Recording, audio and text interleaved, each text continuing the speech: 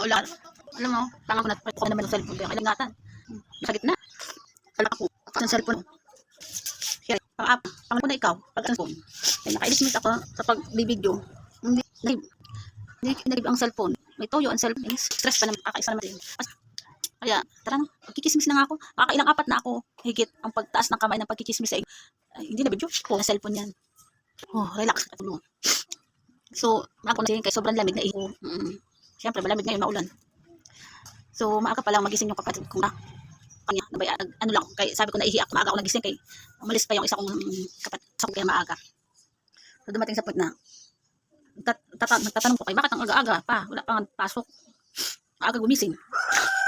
Yun, ang ginawa niya, ang chat niya sa akin, uminom na ba ako ng gamot kahapon? Uminom na ba ng gamot ng tanghali, ng umaga, ng gabi? Sabi ko, nagawa ko na lahat ng mga pag-inom ng gamot. Ikaw, ba't ang aga-aga mo na pumasok? Ay, bakit ang bago ba ang aga-aga ng pagising? Yun, yung pala nasa ospital. Yun, pagkasabi niya na, pagka-chat niya na nasa ospital, parang pumasok na yun sa utak ko yun, kung sino man yung nakapunta ng ospital. So, sabay nag-send ng picture yung kapatid ko. Yun nga, tunay nga, yung naisip ko na, yung kuya ko nga ang nasa ospital. Kay, mama ang pakiramdam. Nagising ng maaga dahil sa mama ang pakiramdam. Mas yung BP.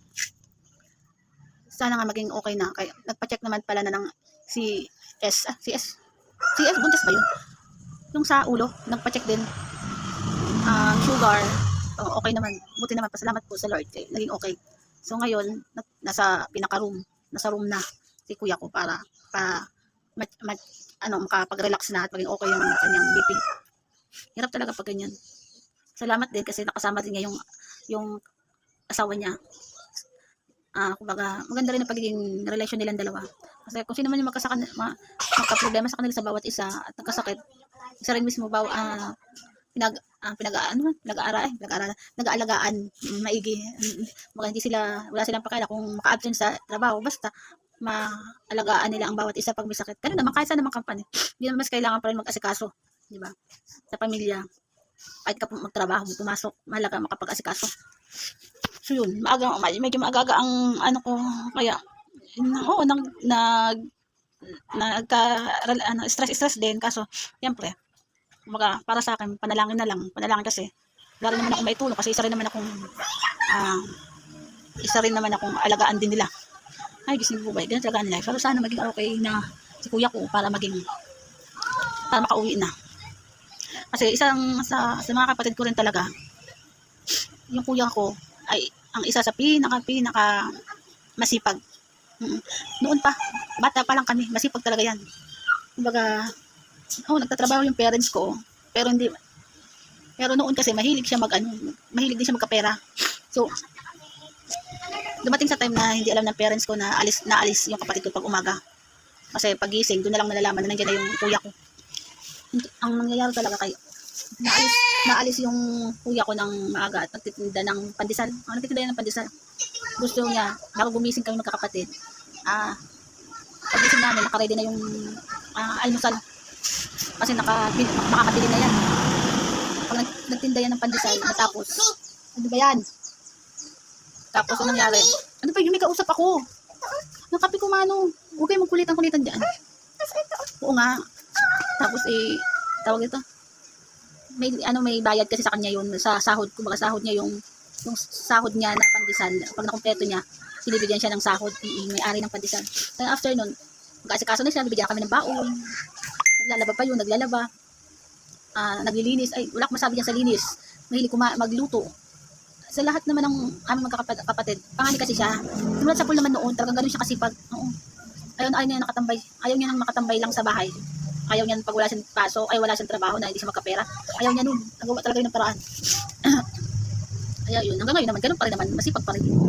Kaya sana nga. Ang kuya ko kasi, mabunga nga lang yan, pero napakasipag, wala ka masabi. Mana yan sa nanay ko. Nanay ko kasi, mabunga nga ang nanay ko, pero sobrang sipag din. Yan, silang dalawa ang magkasama.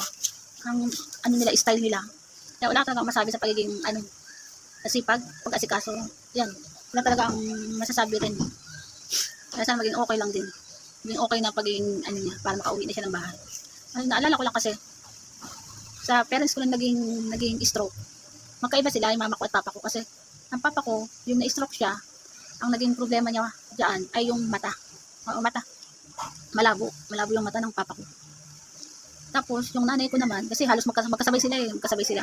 Yung nanay ko naman, yung na-stroke, ang problema naman sa nanay ko, yung bunganga, na-stroke siya, nagtabingi yung bunganga. Kung hindi siya nagkasalita, ganun sila magkaiba.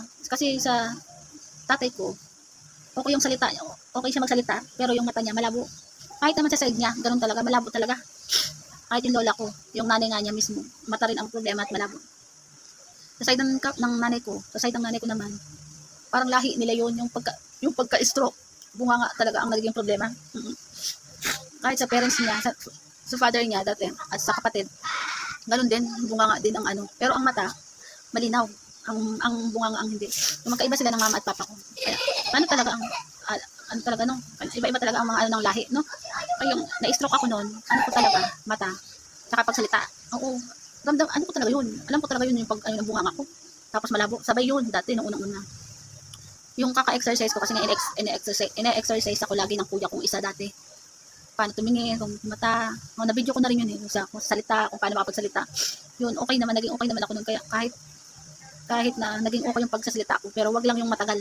Hindi ako masyado nakikipag-usap sa kasi nasakit ang ulo ko. Tapos wala na ako masabi pag sobrang haba ng salita. Tapos kanina, nakailang pa akong video kasi nga lagi na bubura ng cellphone kay may toyo ang cellphone, di po nga nakikisabay din sa stress kanina. Yun. Napachika lang naman ako sa inyo. Pang lima ko na to, di po nga yan. Sana masave na to. Kaya napagod na ako kakaulit-ulit na pagsalita ng video. Yun lang, sana maging okay ang good vibes ngayon.